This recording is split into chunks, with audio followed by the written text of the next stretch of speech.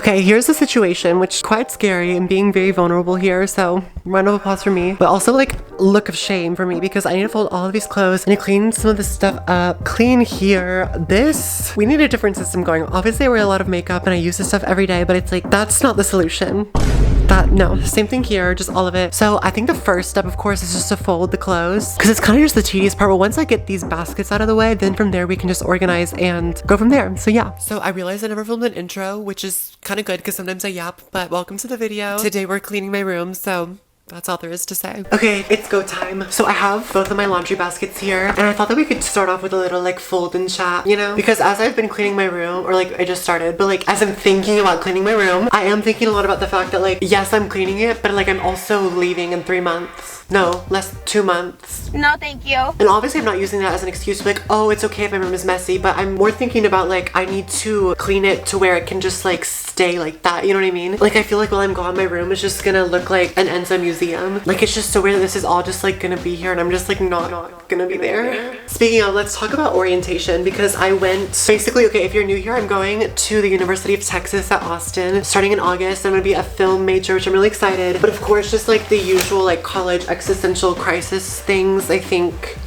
are hitting me, to say the least. It's not like I'm not ready because I am ready to start college. I think it's just more almost imposter syndrome. I don't know how to describe it. I'm just kind of like, no, like I'm not going to college. Like I'm 12, but it's like, no, you're 18, diva. Also with orientation. So it's like Texas state law that 90% of the student body has to be from Texas. So that means like there's not that many out of state people. And so that was already something I was kind of getting nervous about. Is gonna people be like, oh, where are you from? And I don't want to be like my only personality trait is like I'm from out of state. But like a lot of people when I would ask where they're from, they would just list like a random city in Texas that maybe the average person from like a different US state wouldn't be able to easily identify. So that was something I was kind of just like, oh, I mean, Texas is a huge state, so even if people are from in-state doesn't mean they live next door, but it just makes you feel weird, you know? Like for reference, I'm from North Carolina, but going far away from college is already kind of like scary, and you're kind of like, oh my gosh, what am I doing in a different state? But in a weird way, I get stressed out about the fact that everyone else is from this state because I kind of am just like, I feel like an outsider, but it's like, it's really not that deep. 2 people I told I was from out of state and they're like, oh, so you're smart. And I was like, guys, don't glaze me like that.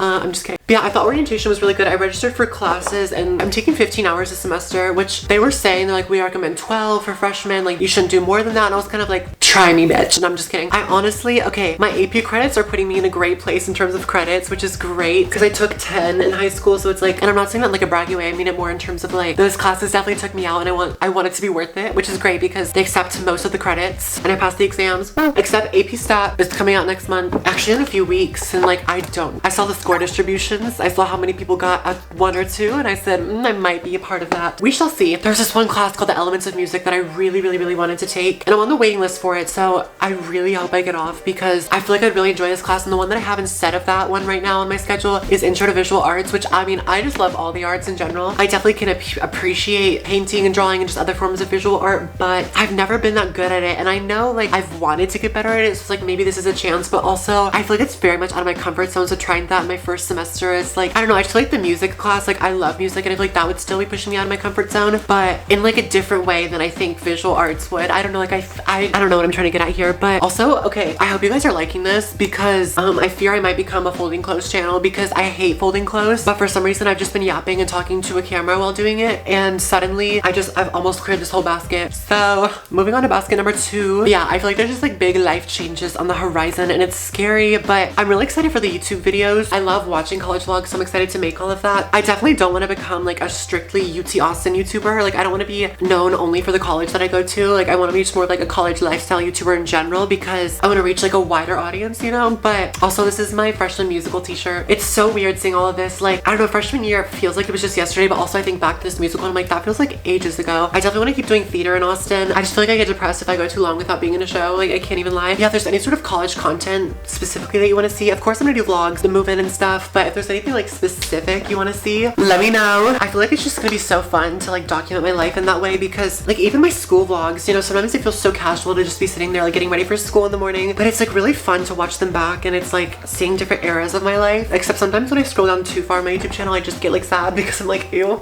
they still make me money, so I have to keep them up. Okay, I'm kidding. Well, like not totally kidding. Well, okay, I've definitely thought about taking down the shifting videos before, but like they still bring in some people. I guess some people are still watching those, so I'm like, you know what? We're just gonna let 2020 Enzo do the talking and I will accept payment for that. Thank you.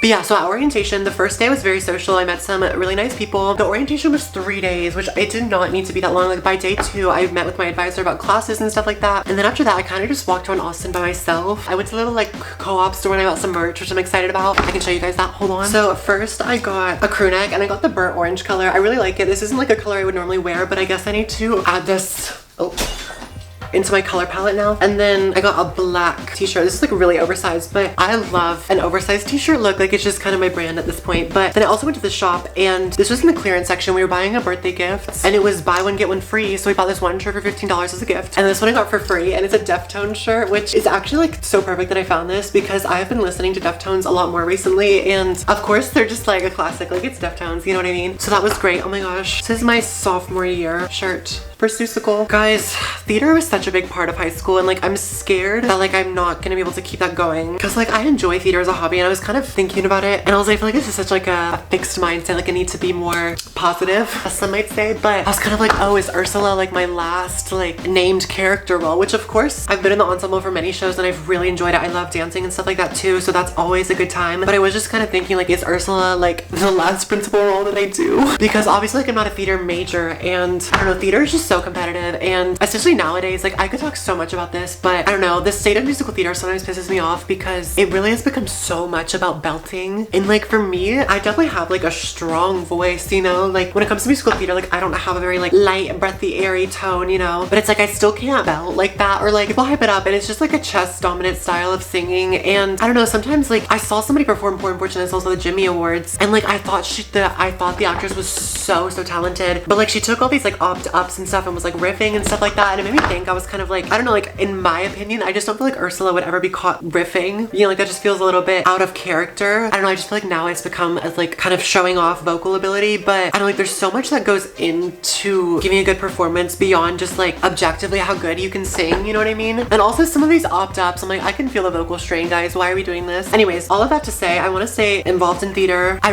want to graduate in 3 years for undergrad. And I thought about like, what if I got like an MFA in musical theater or something like that, or just like screen or maybe like dramatic writing or something like that. I don't know. I really love film, but I also love musical theater and I want to just combine those two. And I also do kind of want to write a Broadway musical. I've written 2 one-act musicals and I just love that, and I would love to do something with those one day, maybe like turn it into a full show, or I don't know, like I would love to like license it to high schools or something like that. I don't know, I feel like nobody asked about this, but like I don't know, I feel like my experience in theater like was definitely positive, but I think that I've seen so many flaws within musical theater and just kind of like the whole system, which sounds a little dramatic, but I think that it excludes so many people, and I really want to make shows that include everybody and are flexible. And like I don't know, like for the Barbie musical we did, like I literally wrote the Ken and Ryan songs in treble clef. Like I just think it's funny to be able to like swap that and like have fun with theater, but I feel like sometimes it's like people are closed-minded and stuff, so that's obviously something that I want to incorporate in my own work. That being said, I folded all the clothes, they're right here in front of me, so we'll keep going now. Let me show you the clothes. Imagine I literally lied to you, and this whole time I've just been folding nothing and yapping. There's proof. Okay, let's put them up now. Okay, so I took a little break after and then locked in the next day, and now it's just like it's lock-in time-lapse cleaning time, so enjoy.